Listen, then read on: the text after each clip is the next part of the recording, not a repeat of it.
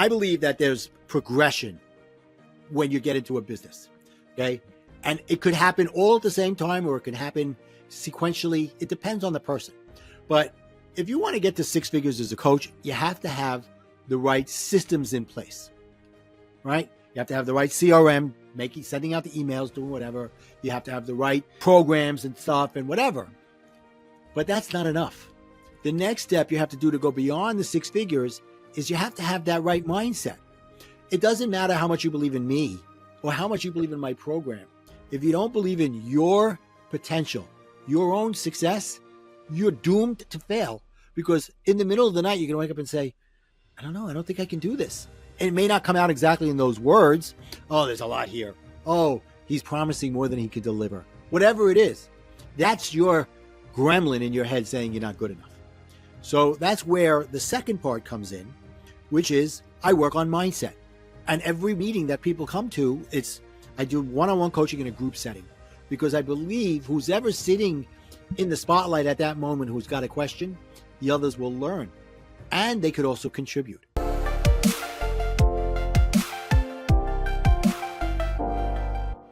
Hello, everybody. Welcome back to From Crisis to Justice. I am your host, Parag Amin, and today I have a special guest, Martin Salama.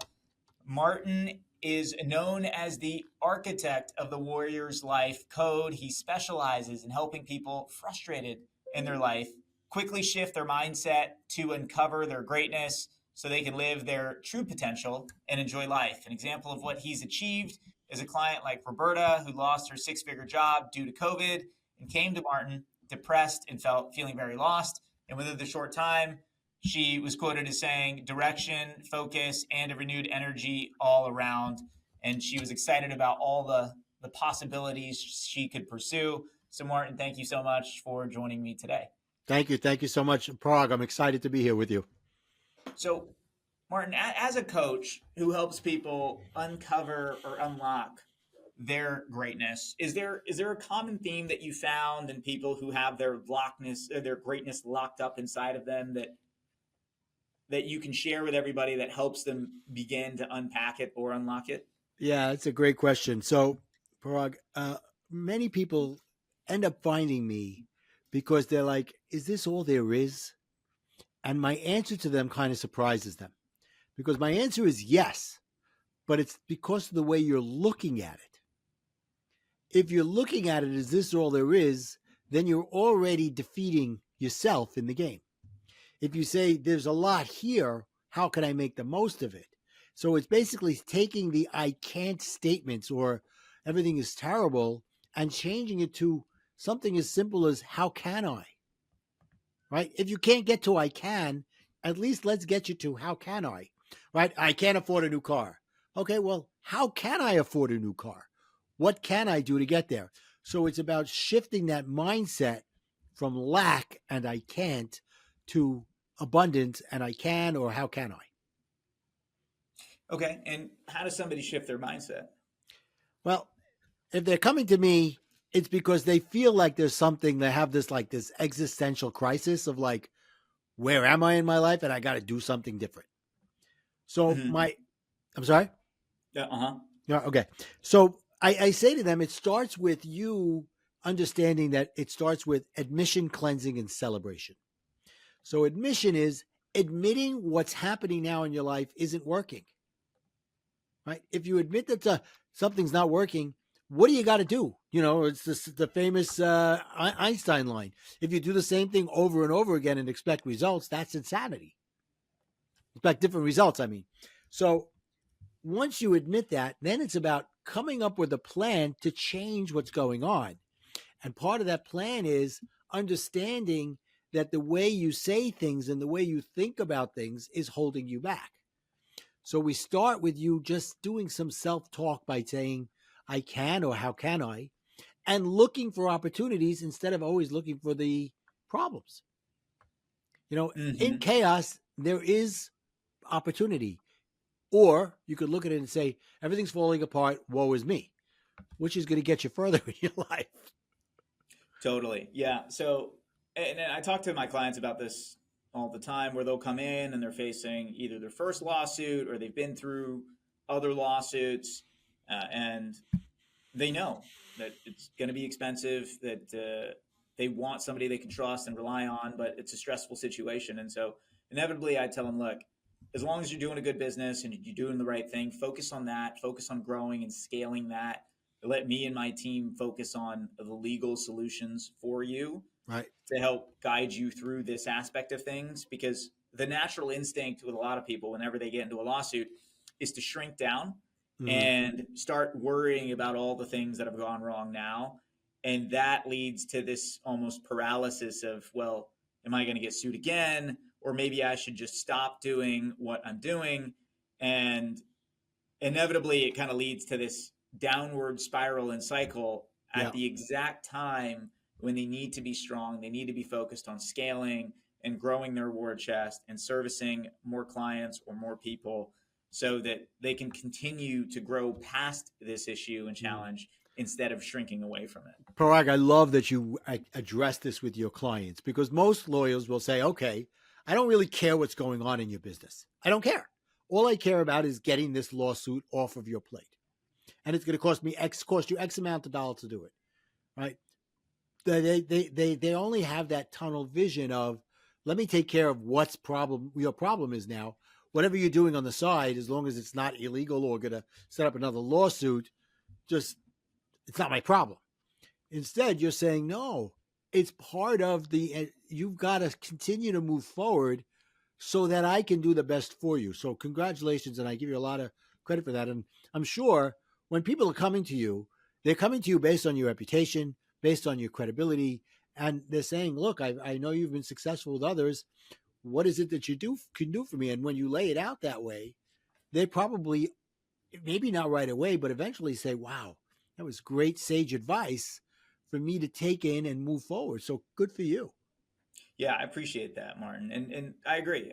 Very few lawyers do that. They have that conversation, even though to me, it seems like such an important, critical conversation to have with clients, because there's an emotional aspect of any lawsuit, any business, and that's why they got into it. And it's scary because they're potentially not only facing losing their livelihood and their legacy, but their life's work many times, or a big component of their life, Right. and the work that they've put in. So when it comes to you and the business that you founded, right, at least from our conversation before we started recording, and just my general observation about entrepreneurs, is a lot of times they're creating the solution they wish they had when they were going through their struggles. And exactly. So they try to give that solution, they craft the solution, try to give it to the world.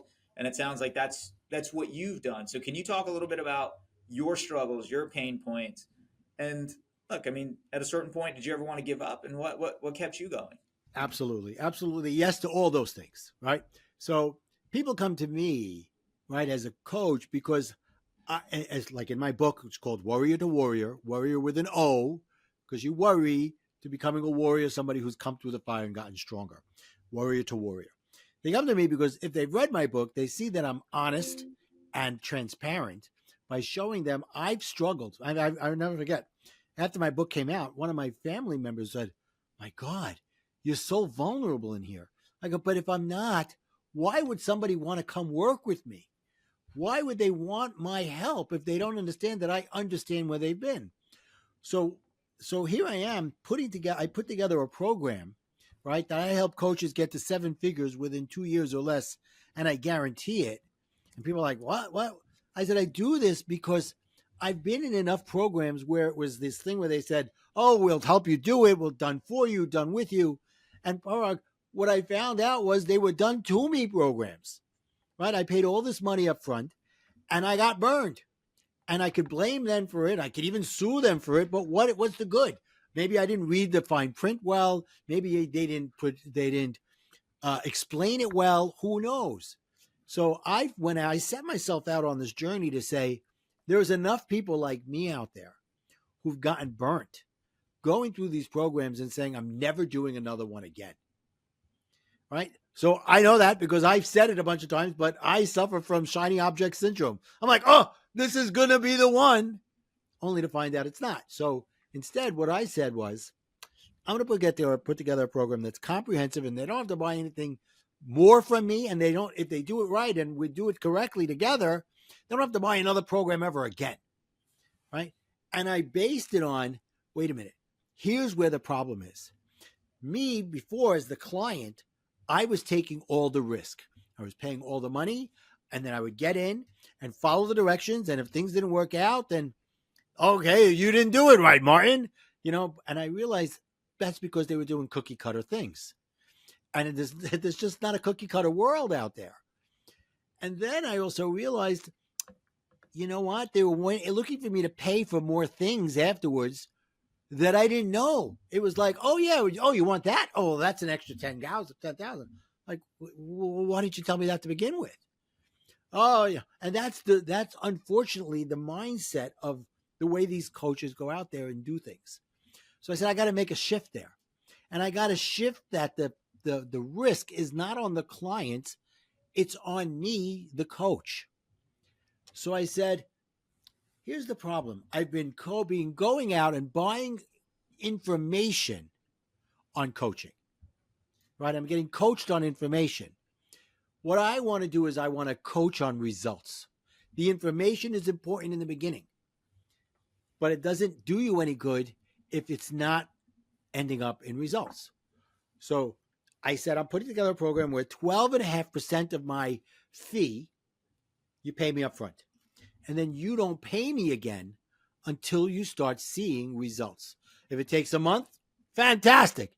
If it takes a year, why is it taking a year? For whatever reason, life might get in the way. Things might be moving slowly, but you're not paying me again. It's not, oh, it's the next month, calendar month. It's time to pay me again. No. What am I doing there? I'm just saying I care about your money. I don't want to care about their money. I want to care about the impact that they want to make in the world. And by doing that, I'm reversing the risk and putting it on me instead of on them.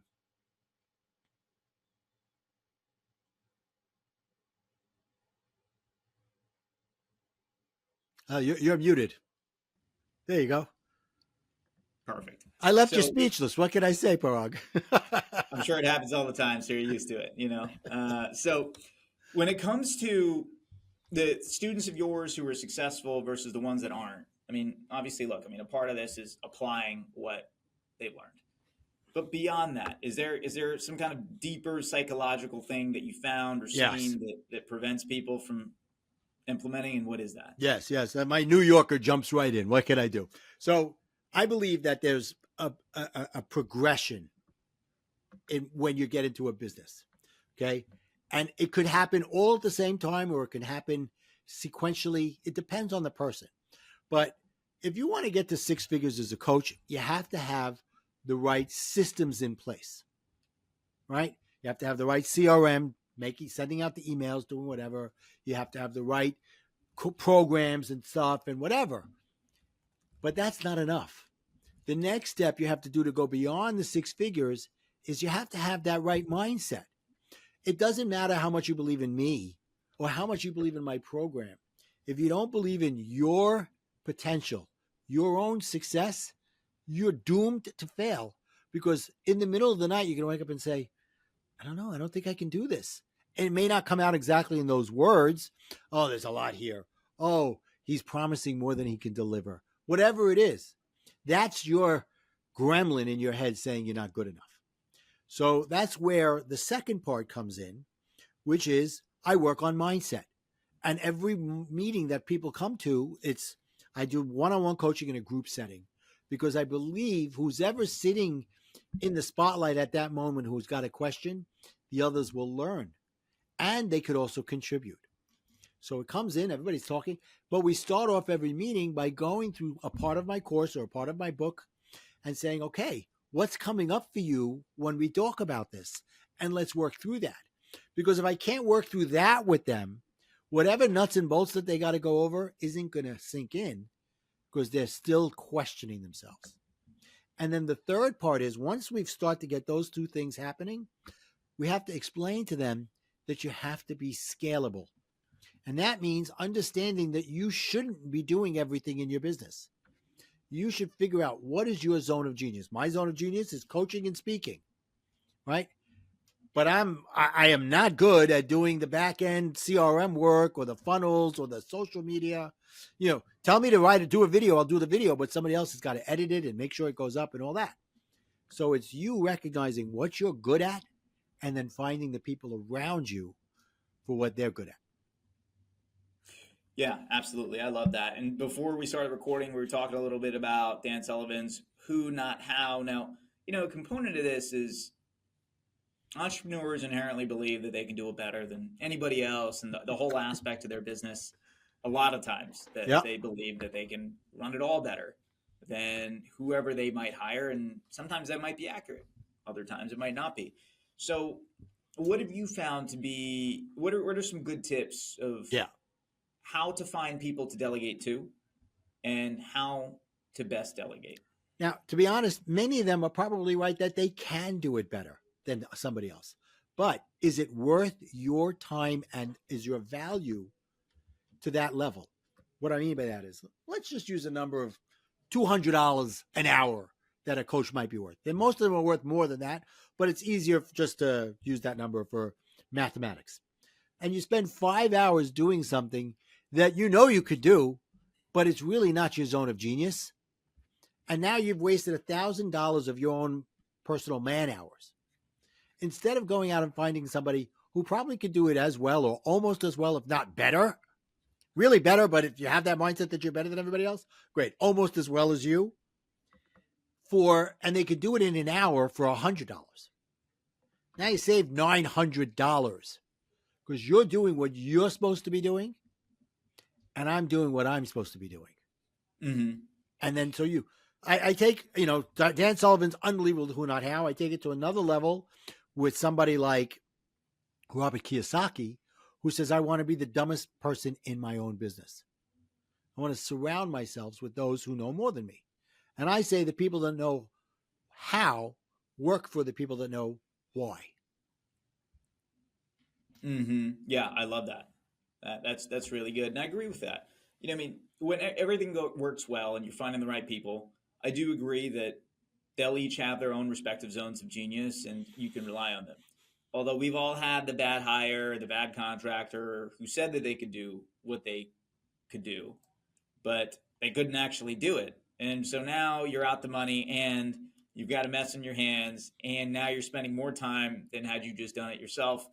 And every entrepreneur has been burned with this. And of course, part of it is like if you get burned, doesn't mean you're never going to use the stove again. But what are your thoughts on how you handle that? Yeah, so it's going to happen. Okay, it's going to happen, and you're going to have to say, okay, how do I keep myself from getting burned? Well, a good way to do that is look for people that that can and trust, who could recommend somebody in an area that you're looking for. For example, my partner started out as somebody I hired 4 years ago to be my person who showed me how to build my brand, how to build my course, how to do my all things. And now she went from that to now being my partner, or she's really a fractional COO, but she's a partner in my business because she does all that back end stuff that I can't and don't know how to do. Some of it she's taught me over the years, and I could do it, but I'm better off being where I should be. So it's trial and error for sure, but you start out at a lower number. Like you go out and pay a VA and that you've heard from other people that are in the Philippines that are really good. Great. If that one doesn't work, you didn't spend the crazy amount of money, and you learn from this that I got to find more due diligence to find somebody who can do what I'm looking for. It's trial and error. I'm sure you have paralegals that have come and gone in your business who were great. You thought they were great, and they came in and they didn't do what you thought they were going to do. Oh, yeah, absolutely. Yeah. So partnerships, it's an interesting topic because my office handles a lot of partnerships and partnership disputes. And so, look, I think a big component of getting into a partnership is finding the right partner, and sometimes just making the right decision as to whether the person should stay an employee or a contractor versus becoming a partner. So how did you make the decision of, look, this person is a good fit for me as a partner versus simply as a hire? Right. So it started off as an independent contractor. She came in, and helped me do those things. And as we grew, we started to build the level of trust with each other, where I knew that if she gave me something, I gave her something to do, it was going to get done. And if she asked me to do something, I was going to do it in the time frame she asked. So it was synergistic, to be honest, because we were learning each other in the beginning, testing each other out with little things, not in a way of saying, I hope she fails, just the opposite. I'm going to give her this and see how it comes out. And if it's good, then we'll move to the next level. So it was by trial and error. And thank goodness there was much less error than would ever think was possible. And we just got to the point where one day she said to me, you know what? Why don't we look at changing our arrangement? You pay me X amount every month. I believe in what you're doing. So why don't we, instead of you pay me, I get a percentage of the fee of what you're making, based on blah, blah, blah, whatever our deal was at the beginning. And this way, you have me at full capacity when I'm with you.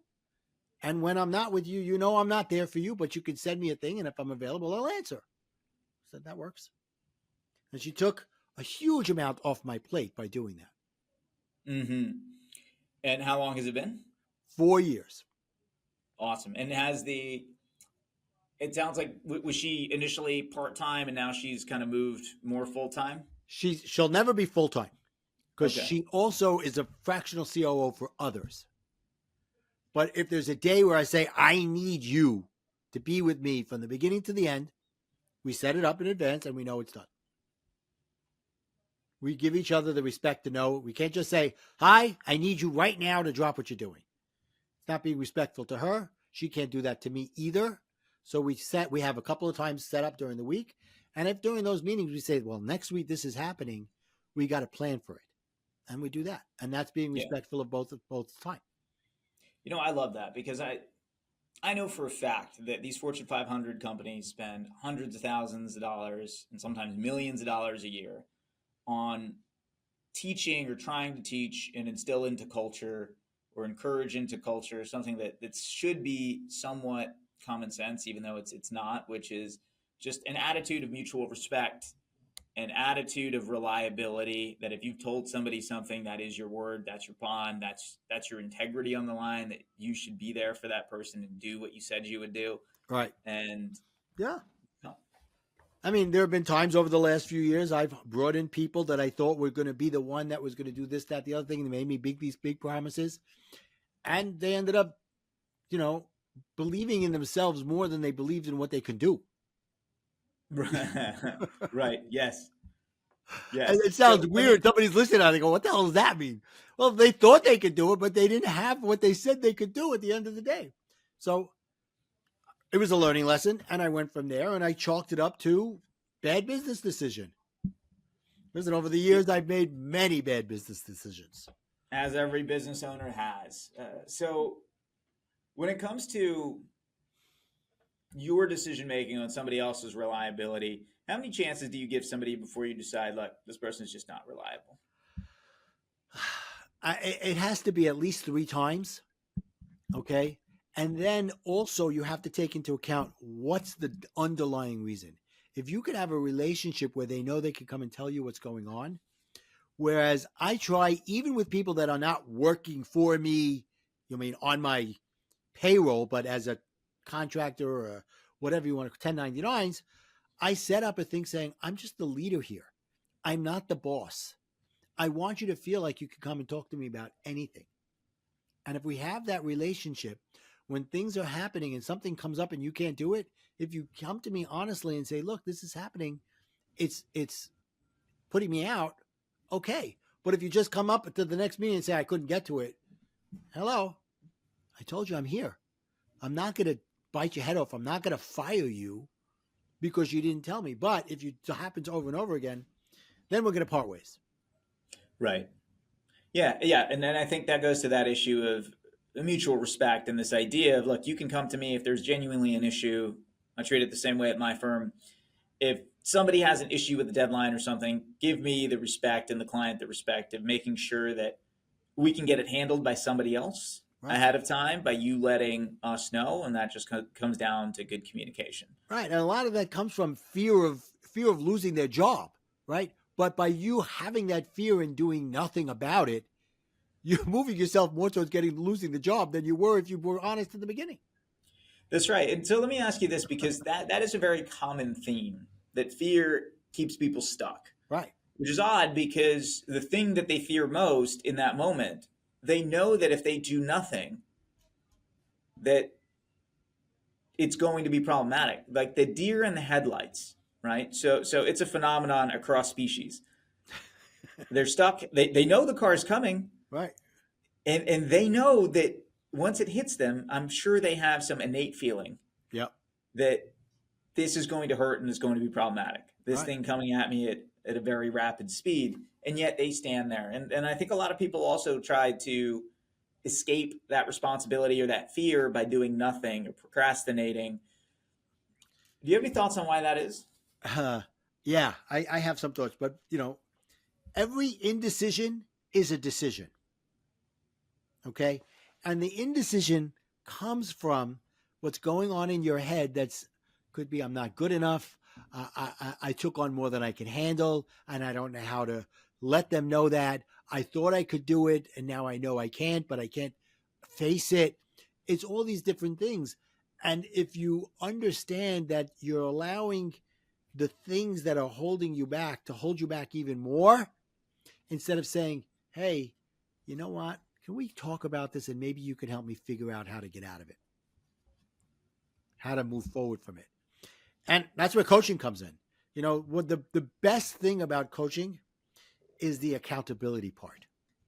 So many times my clients come to me and they go, well, this is my plan. And we set up a plan. Well, this is what I want to do. And we set up a plan for them to get there. And then they come back the next week and I go, okay, this is your homework. Do this, this, this, this, and come back and let's go over it. Over 80% of the time, they'll say to me, I got it done because I didn't want to disappoint you. And I laugh because I said, but it's not about me. It's about you. But what they find is that because they think they're going to disappoint me, they get it done. Mm-hmm. And then they're the ones that are going to benefit from getting it done.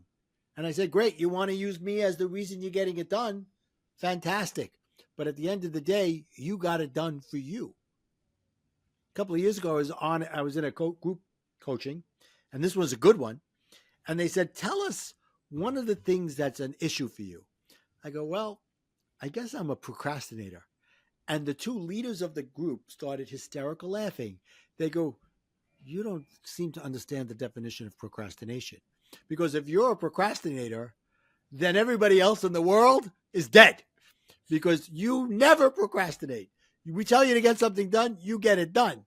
But I was brought up with the mindset when I was a kid, I was told I was lazy and immature. So I always felt like, okay, I'm a lazy guy. I don't get things done. I procrastinate. But I didn't realize that I overcame that because I get everything done, even if everybody else, I don't think it's done, but everybody else does think it's done. So it's your own head getting in the way. Yeah, I agree with that. And so it's an interesting mind shift where previously, and I've worked with coaches and I do believe in the power of coaching and that kind of thing. But when it comes to the accountability component, I've always found that very interesting because at some point I really did kind of have that mindset shift. And it was years ago now, and I can't even pick the exact moment, but I realized that if somebody needs to hold me accountable or if I need to answer it to somebody else and I'm concerned about what they might think of me, what does that say about my own view or opinion of myself, such that I need somebody else to validate where with me getting something done. So for example, if I promise something to a client, obviously I don't want to disappoint the client, but above that, I don't want to disappoint myself because then I lack integrity with myself. Right. That I Absolutely. promised somebody I would do something and I didn't do it. Yeah, it's interesting. I know exactly what you're talking about. Your own self-worth should be enough to get it done. But what happens is, as much as you hope to have that self-worth, there's still those, for many of us, the need to be recognized, the need to be acknowledged and appreciated. So you do it for those reasons. Look, I talk about it now. Looking back over my life, I can now say I'm a recovering people pleaser. my whole life, all I ever wanted to do was please everybody else. And looking back now, I realize I probably pleased nobody because I went out of my way to please everybody. Not only did I not please them, I ended up not pleasing myself either. Mm. Where do you think that came from? Because, I mean, there's all these theories of thought. Maybe you got hugged too much. Maybe you didn't get hugged enough. Well, for me, I've done enough self perspective that I know exactly where it came from. Okay. When I was 10 years old, I had a tragedy in my life. My 5-year-old brother, Michael, was killed by a school bus. Okay. It was a terrible day. It was a tragedy. I have 4 older sisters, and then me, and then my brother, Michael. On that day, when my brother died, I said to myself, nobody said this to me, I have to make sure that my parents are never sad again. I put the pressure on myself as a 10-year-old. And what came out of that was becoming a people pleaser. And what came out of that through learning, a lot of this came out of the last 15, 20 years when I went through coach training, was that as a result of that, I took everything personally. I was a control freak. I needed everybody to recognize that I was doing the work that I said that I'm being people pleased for. And when all those things weren't happening, I had a very short temper to the point that I would react to everything. So going through coach training got me to understand that I needed to change those things. Not for anybody else, but for myself. Wow. My condolences for your loss. And thank you. I can only imagine how difficult that was. So, so at a certain point, it sounds like, you made the promise to keep your parents as happy as possible, not disappoint them. And somehow that went from that to it broadened out. So what caused the broadening?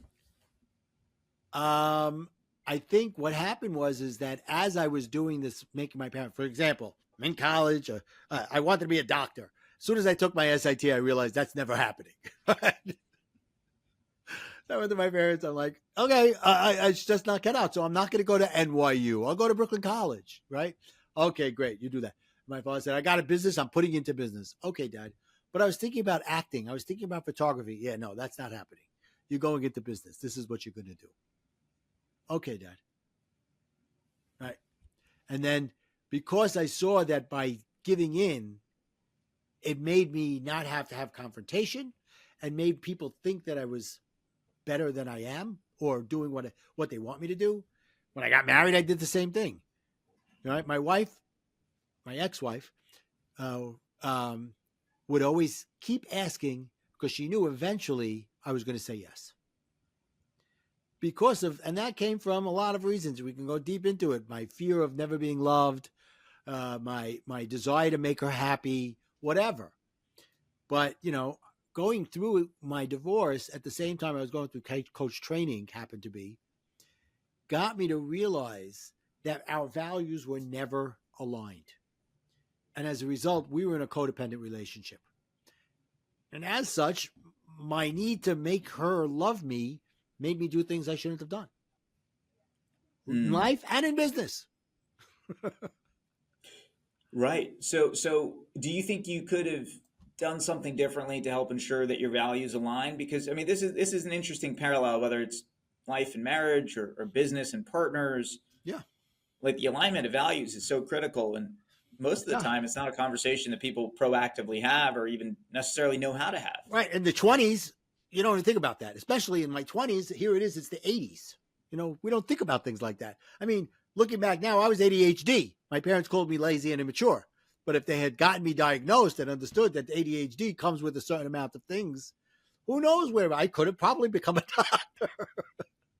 Right? Whatever. But I can't.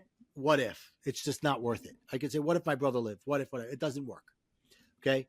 But what I did learn was the next time I was going to get into a relationship, now that I understood the tools that I needed, when I went out on dates, I was asking questions that were basically me interviewing them in a conversational way of what are their values.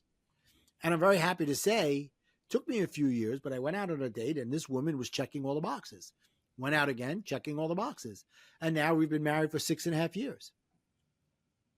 Congratulations. Thank you. So it's taking what didn't work, understanding what was my contribution to the success and failure of the marriage, making the changes where I needed to make them, and looking for what I needed going forward. Somebody who's going to love me for who I am and not looking to change me. I love that. Yeah. So critical to find people who love you for who you are without trying to change you. Yeah. So Martin, if people want to find out more about you or your company, where can they find you? Well, I made it very simple, Parag. How about connectwithmartin.com? Connectwithmartin.com. That's simple. You could go there. You could find out about buying my book. You can find out about my next workshop, which is a deep dive workshop. Goes into what my program's all about. It's 4 hours, 3 to 4 hours, deep dive. I don't leave any stone unturned. And it's it. Excuse me. Sorry, the doorbell went off. And you could get free gifts downloading there, whatever you need. Okay, awesome. So Martin, thank you so much for joining everybody. Martin is the author of Warrior to Warrior, 7 Steps to Uncover the Warrior Within and Live Incredibly Full Every Day. So Martin, again, thank you so much for sharing your time and your wisdom with us today. Thank you so much. It's been a pleasure to be here. And to the listeners, thank you all so much for joining today. Hopefully you learned something that you can use and apply in your own life. Hopefully it will help you with your business and your life. And as always, thank you for joining. And if you like this episode, make sure you like and subscribe so you know when the next episode drops so you can listen or watch that too. Thank you.